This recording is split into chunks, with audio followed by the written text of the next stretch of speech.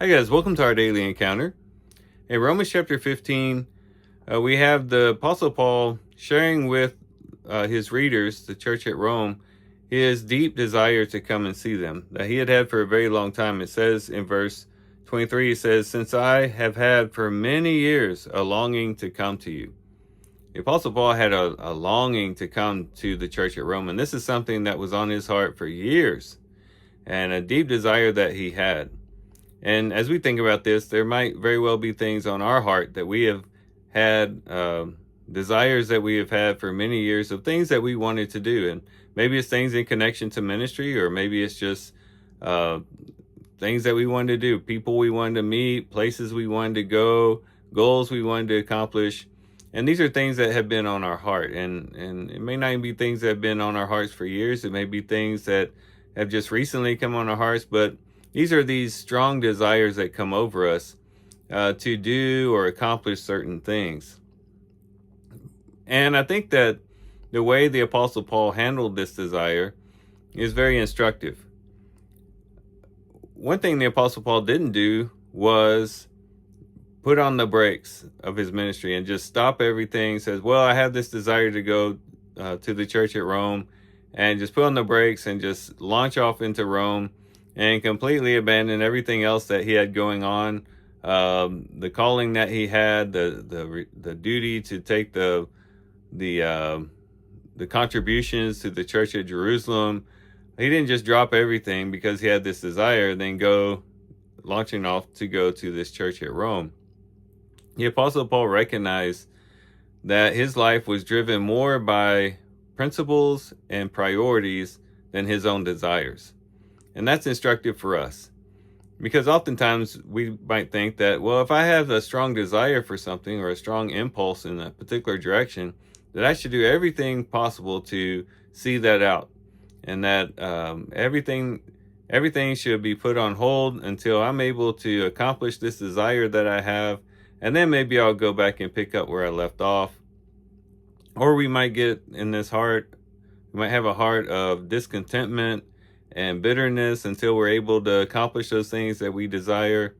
Maybe they've been on hold. Maybe they've been on hold for many, many years, and we become discouraged and things like that. I think the Apostle Paul will help us with this, because the Apostle Paul recognized that just because he had a desire didn't mean that he should just do it. It had to be put in its proper place.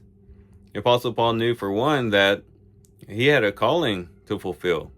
His calling was to go out and establish churches where the gospel had not been proclaimed yet, to go out and to preach the gospel to the Gentiles, and to minister where no one had ministered before. The church had already been established in Rome, and he didn't want to go work and build on someone else's labors. That wasn't his calling.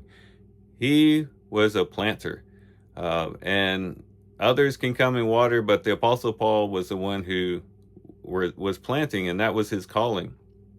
And so he mentions that here in this chapter.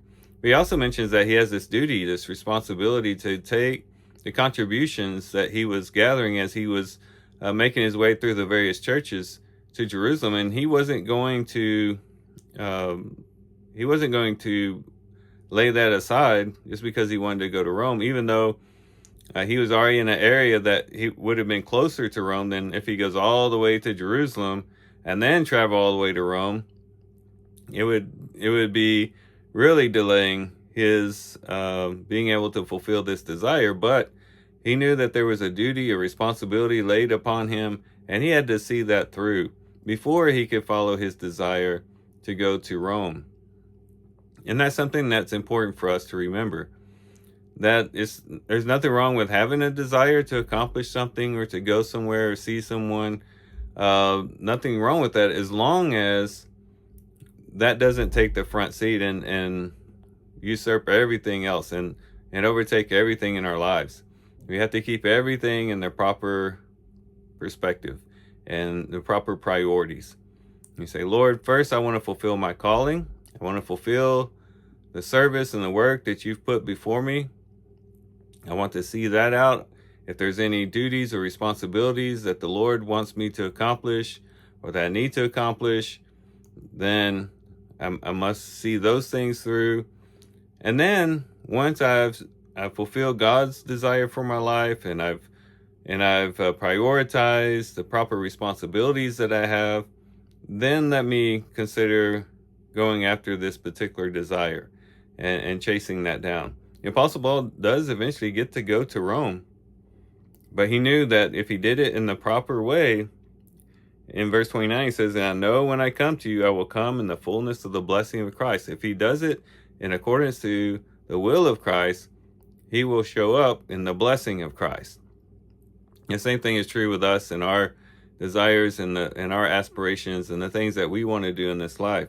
If we'll be patient, if we'll just follow the Lord's direction, then if and when the Lord does open the door for us to enter into that, it'll be with his full blessing, and it'll be a joyful thing, a pleasant thing, because we'll know that we did it at the proper time, and we had the proper priorities the whole time, and we did it based on principle. So hopefully the Apostle Paul's example here will be great instructions for us in our lives. Whenever we have these strong desires for certain things, to just prayerfully wait on the Lord and to seek his will above our own.